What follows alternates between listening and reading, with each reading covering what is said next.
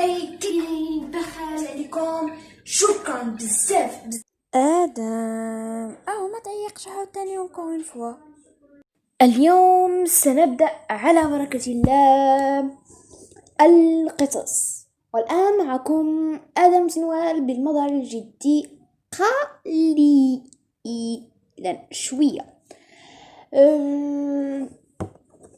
اليوم غادي نقراو قصة سميتها Les Trois Frères.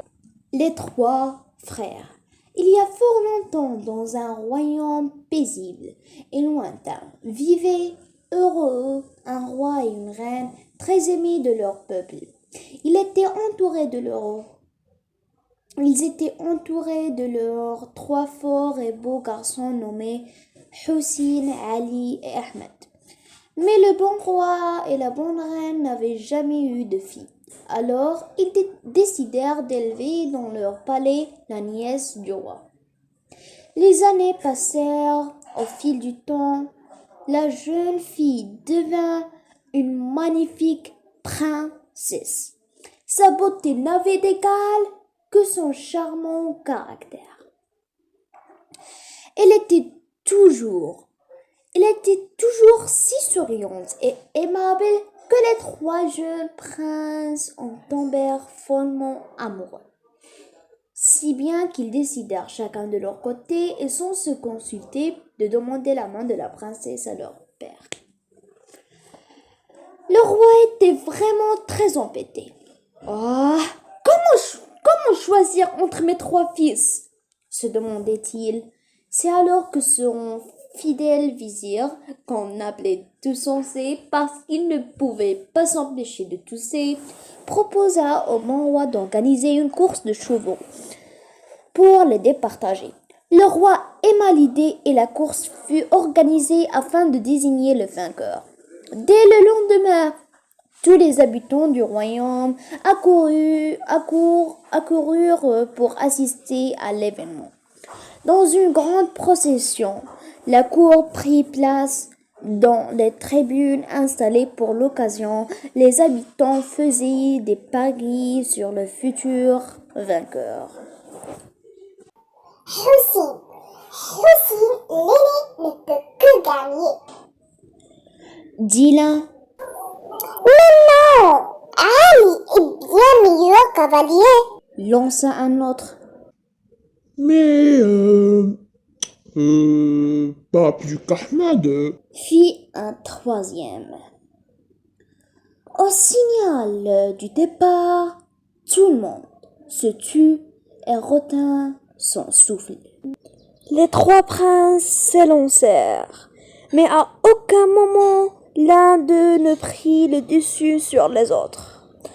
Au final, ils franchirent ensemble la ligne d'arrivée. Ah, vraiment? Franchir ensemble à la ligne d'arrivée. Devant cette égalité parfaite, le roi se tapa le front. Il ne savait plus comment faire pour départager ses fils. Vizir, tout sensé, dit le roi, il faut trouver une autre idée. Et le vizir ne fut pas long pour résoudre cet épineux problème. Après quelques minutes de réflexion, il proposa d'organiser un concours de tir à l'arc. Celui dont la flèche arriverait au centre de la cible serait déclaré vainqueur et pourrait épouser la princesse. Le roi trouva l'idée excellente et le concours fut aussitôt annoncé. La cible fut placée et les princes prirent position. Au son des trompettes, faites tomber leurs flèches au beau milieu de la cible. C'était une fois de plus l'égalité parfaite. وقيلا ما حتى واحد ما غادي يتزوج بهاد البنت. شكون اللي اسمع من فيك هادي الطلاقه خاصهم يديروا شي لعبه واحده اخرى. المهم نكملوا. Le roi commença à s'agacer.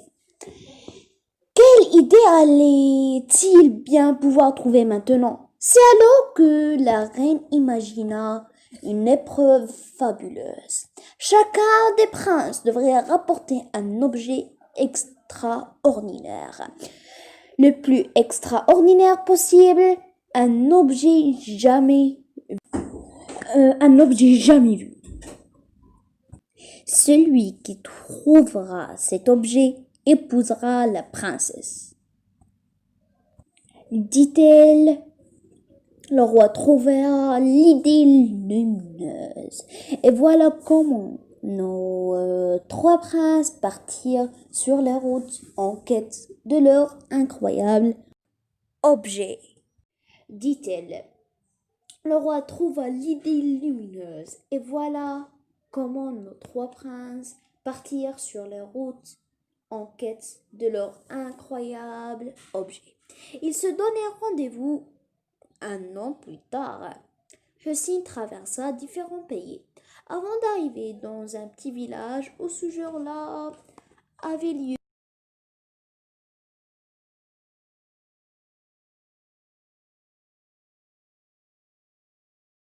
une foire sur la place du marché. Il y avait également un spectacle près de la fontaine. Au milieu d'un attroupement, un vieil homme faisait voler un tapis. Euh, hmm. Hussein était, euh, Hussein était sûr que ses frères ne pourraient jamais trouver d'objet plus extraordinaire. Alors, il voulut l'acheter, mais le vieillard refusa.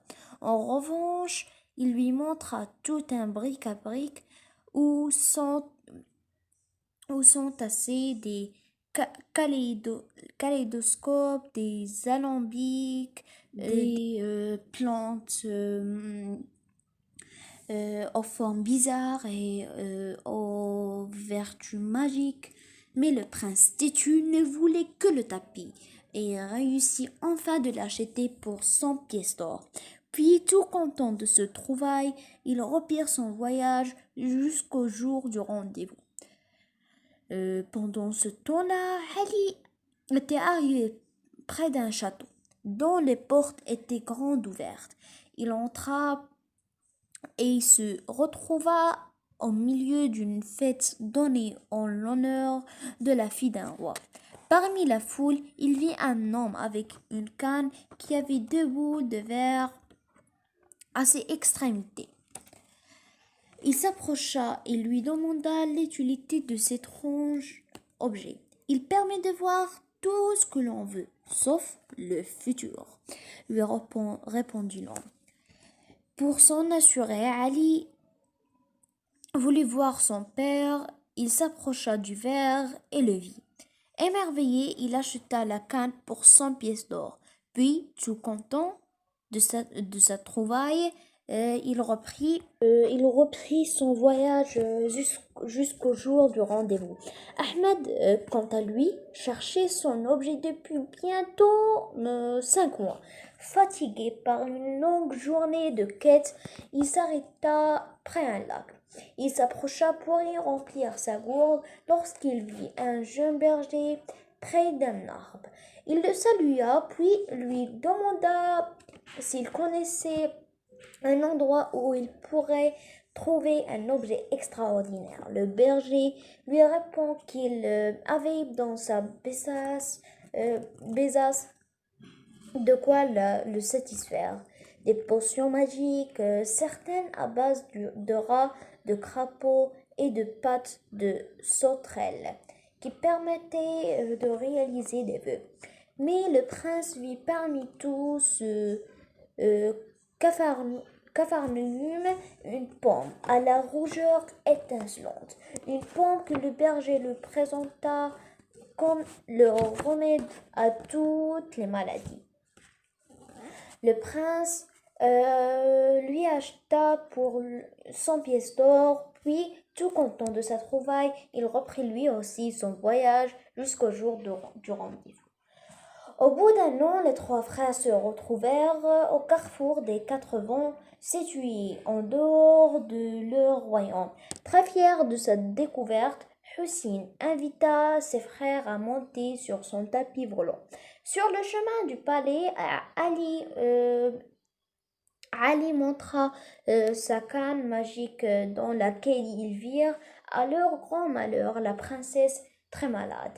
Mais lorsqu'ils arrivèrent au chevet de leur bien-aimé, Ahmed sortit sa pomme et lui fit manger. La princesse fut immédiatement guérie. Les trois frères étaient heureux d'avoir pu chacun, grâce à leur objet extraordinaire, sauver ensemble la princesse. Mais le roi était au bord de la crise de nerfs, car encore une fois, il n'y avait pas de vainqueur. De leur côté, les trois frères se demandèrent pourquoi ils ne réussirent pas à se départager lors des épreuves. Comme allaient-ils faire maintenant? Pendant ce temps, le vizir s'activait à organiser de grandes festivités pour fêter le retour et la guérison de la princesse. C'est alors qu'un autre jeune prince, ayant entendu leur exploit, vint leur rendre visite pour s'enquérir de leur voyage. À quelques pas du palais, il croisa une magnifique jeune fille aux grands yeux couleur d'émeraude. C'était la princesse. Il en tomba aussitôt très amoureux.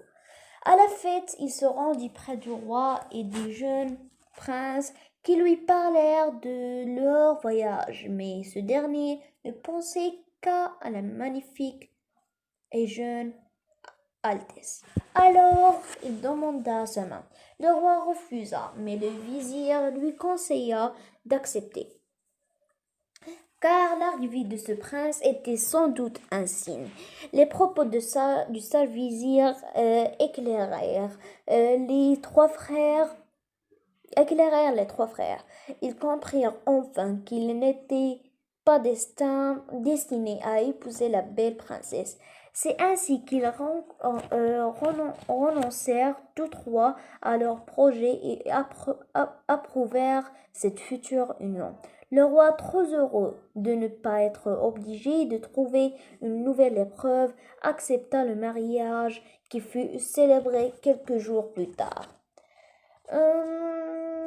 Après les noces, les trois frères décidèrent d'entreprendre un long voyage ensemble et de visiter les contrées lointaines, et ils avaient trouvé leur objet. Ils vécurent 1001 aventures. Stop. Pourquoi 1001 aventures exactement? Pourquoi? Vous savez pourquoi? De toute façon, on va terminer.